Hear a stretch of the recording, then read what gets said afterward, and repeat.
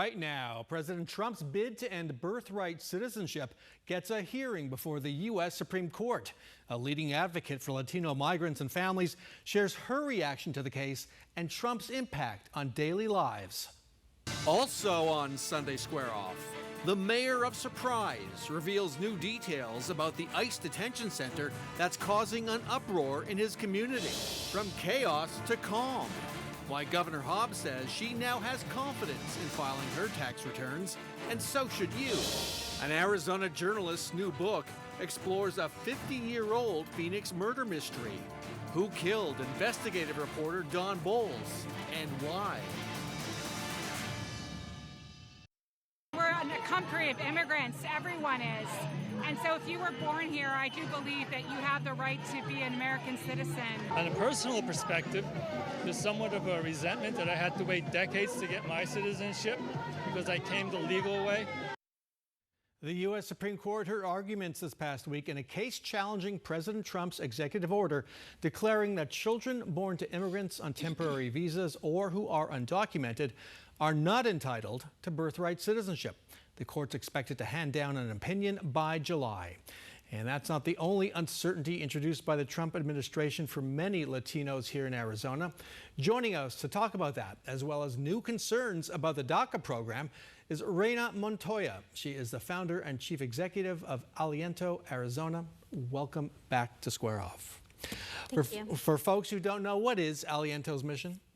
Aliento's mission is to transform trauma into hope and action with students, children of immigrants and dreamers, and really supporting them to fulfill their potential regardless of immigration status. So let's talk about the news of the week. President Trump issued his executive order striking down birthright citizenship the same day he was inaugurated in January 2025, 15 months ago. Since that day, 15 months ago, how has Donald Trump changed your life of your family and your community?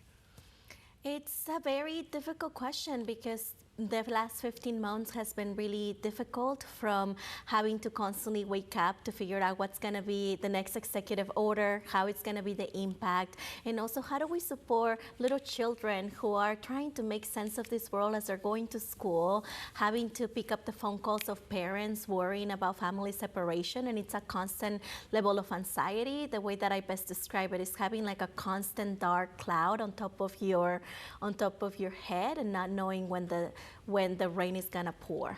There has always been uncertainty for your community, and you are a DACA recipient yourself. How has that ramped up? I mean, it's been really challenging because I've been reading so many stories of DACA recipients being wrongfully arrested, being wrongfully detained, and even deported. We just know of a case of a mom who has been here since she was a little girl, and she was deported to Mexico, and then thankfully she was brought back, but she was separated from her daughter for over 40 days. How much harder is it now to do the work you've been doing for several years? Very challenging. I think we're not only thinking about the constant change or potential of change that is happening really fast, but we're also seeing the ramifications of long-lasting immigrants that have really created all the ties here that now feel not only worry about deportation and family separation, but the harsh conditions on detention and a potential fear of death. Now let's move to the birthright citizenship. Many folks don't need reminding, but birthright citizenship is conferred by the Constitution, not a president, and that's at issue before the court. What was your takeaway from the hearing, the arguments?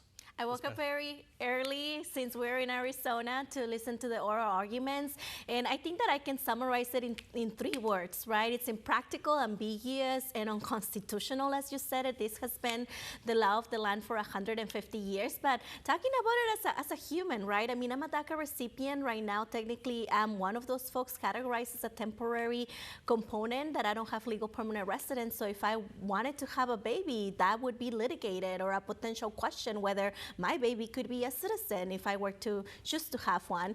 The other component that I think is really troubling, like I'm thinking about it from like my family perspective, right? I have a little sister who's not so little. She is 18 years old. She's gonna graduate high school this year.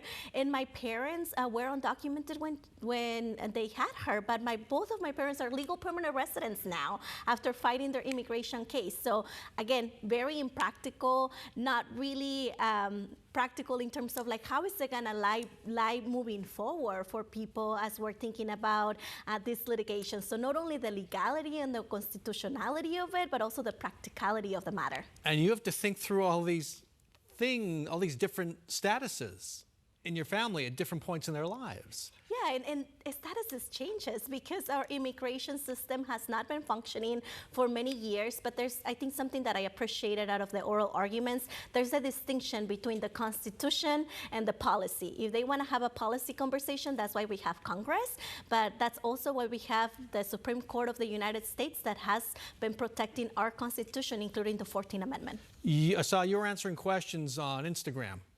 Yes. About the case. What kind of questions are you getting? A lot of fear from the community. I mean, we serve a lot of children of immigrants that they're asking questions like my sister, right? That they're like, well, my parents now are in their pathway to become a citizens, or they have become a citizens. Is this gonna impact me? Something that we do know that even if worst case scenario were to come true and the Supreme Court, even though that is unlikely, were to side with the Trump administration, this wouldn't be retroactive. But more than anything, it really begs the question about who is American. And I think that that's something that our children are watching, and they're feeling that they don't belong, even though that they have waking up every single day, going to school to pledge allegiance of the United States of America. And that's not the only uncertainty. Dreamers have been living with the temporary status conferred by DACA for 14 years now. There are reports the Trump administration is taking longer to renew DACA protections right now. Have you seen that? And if so, what do you think is going on? Yes, we have seen so many of those cases. We've been getting a lot of inquiries, and something that is very concerning is that this is the livelihood of people. People are losing their employment because certain jobs are not putting them on potential leaves. That's something that employers could do, but they're choosing not to do that. So people are losing not only the work permit, but they're losing their jobs. And then companies now, we are seeing that they're having a harder time to also backfill some of those positions. So I think it's really troubling. We are seeing more and more delays, even though that if people did everything right, took between the recommended window 120 to 150 days, they are not getting a resolution on their case on time. It's interesting. You talk about people losing jobs. I think for the longest time, the image of Dreamers was children, because they were brought here as children, didn't have a say in the matter, and have grown up. Needing some kind of protection from deportation. But now you're adults with families and children in some cases. We're not so little anymore. No. We have grown up because the hope was that this was going to be a temporary measure, and we were putting a lot of hope in our institutions like Congress that they were going to solve this matter.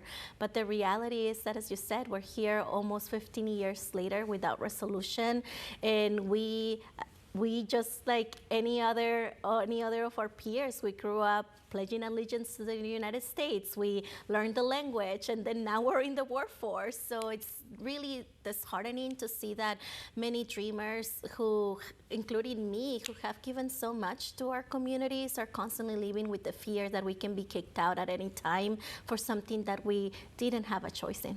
Yeah, I do want to read a statement from U.S. Customs and Immigration Services. Quote, under the leadership of President Trump, USCIS is safeguarding the American people by more thoroughly screening and vetting all aliens, which can lengthen processing times. Have you seen that more thorough screening? I think that the screening is the same process. Every time that I had to renew my DACA, I had to do my biometrics. I don't see any changes on the screening, so I don't understand. I can't question intent. What I can see is outcomes, and these outcomes are having not only a disruption of dreamers like me, but are having a disruption in our economy, in Arizona, and in our state. And we have to leave it there. Reyna Montoya, thanks so much for joining us. Thank you. When we come back, who killed Don Bowles? Why the sensational murder of an Arizona Republic journalist 50 years ago is a mystery that won't die.